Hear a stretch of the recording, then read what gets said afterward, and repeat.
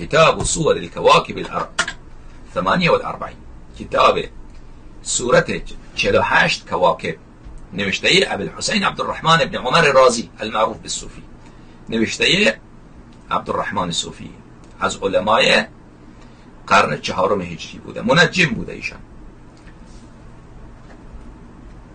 این کتاب چاپ کجا هست؟ چاپ دارال آفاق الجدیده بیروت. خب در این کتاب دوستان عزیز بله چیاشو ببینید؟